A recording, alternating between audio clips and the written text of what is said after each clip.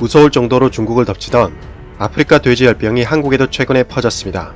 하지만 다행히 한국 정부의 발빠른 대책으로 현재는 크게 확산되지 않았고 잠잠해졌는데요. 이웃나라인 일본은 다른 돼지 전염병 때문에 사면초가에 빠져 있다고 합니다. 어떠한 소식인지 확인해 보도록 하겠습니다. 일본은 현재 아프리카 돼지열병이 아니라 돼지 콜레라 때문에 양돈 농가의 시름이 깊어지고 있다고 하는데요. 26년 만인 2018년 9월에 일본에서는 돼지 콜레라가 발병했습니다. 지금 2020년이니까 횟수로는 3년째인데요. 놀라운 것은 지금까지 일본에서는 돼지 콜레라를 퇴치하기는커녕 돼지 콜레라가 더욱 기승을 부리고 있다는 것이죠.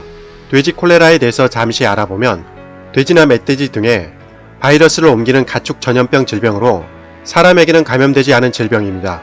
감염된 돼지는 발열 및 식욕 부진 증세를 보이는데 치사율이 높은 것이 특징입니다. 2008년 9월에 기후현의 한 농장에서 돼지 80여 마리가 집단 폐사한 이후에 1년 뒤인 2019년 9월에는 기후현, 아이치현, 미에현, 후쿠이현, 사이타마현, 나가노현 등 총 6개 지역에서 돼지 콜레라가 퍼졌습니다. 일본 중부 지역이 돼지 콜레라 때문에 초토화되다시피 했는데요. 이렇게 상황이 악화되자 농림수산위원회에서는 에토다쿠 농림수산성 장관에게 왜 아직까지 돼지 콜레라의 감염 경로를 파악하지 못했느냐는 질책을 했고, 농림수산성 장관은 놀라운 답변을 했다고 합니다. 나는 원래부터 신이 나쁘다고 생각하고 있었다.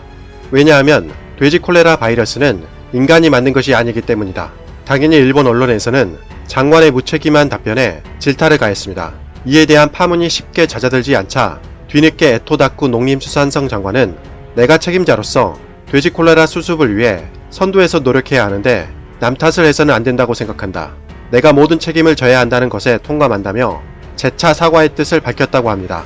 이런 사건이 있었음에도 불구하고 돼지 콜레라가 잠잠해지지 않자 일본 정부는 돼지 콜레라의 명칭을 일반인들이 알아듣기 어려운 CSF로 변경했습니다. 마치 아프리카 돼지 열병으로 불리는 ASF와 유사한 명칭인데요. 일본 국민들의 관심을 떨어뜨리기 위한 조치로 보입니다. 그러나 돼지 콜레라는 명칭과는 관계없이 더욱 무섭게 퍼졌습니다. 2020년 1월 8일에는 바다 건너 오키나와까지 돼지 콜레라가 퍼졌는데요. 오키나와에서 돼지 콜레라 발병은 1986년 이후 33년 만이라고 합니다. 아베 정부의 무능이 다시 한번 드러나는 대목인데요. 현재도 역학조사를 진행하고 있지만 왜 일본 본토에서 멀리 떨어진 오키나와까지 돼지 콜레라가 퍼졌는지 감염 경로를 짐작조차 하지 못하고 있다는 것이죠. 사실상 총체적 난국인데요. 일본 정부는 자포자기한 수준인 것 같습니다.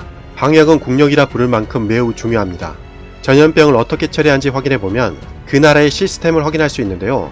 1년이 넘도록 돼지 콜레라조차 처리하지 못하다니 일본 정부의 방역 시스템은 평가할 가치조차 없는 듯합니다. 아베 정부가 지난해 수출 규제를 감행해 한국을 도발했습니다. 그때까지만 해도 일본 정부가 치밀한 작전을 세워 한국을 공략했다고 걱정하는 사람도 있었습니다. 하지만 시간이 흐르고 결과를 확인해보면 일본이 얼마나 대책 없이 수출 규제를 감행했는지 드러나고 있습니다.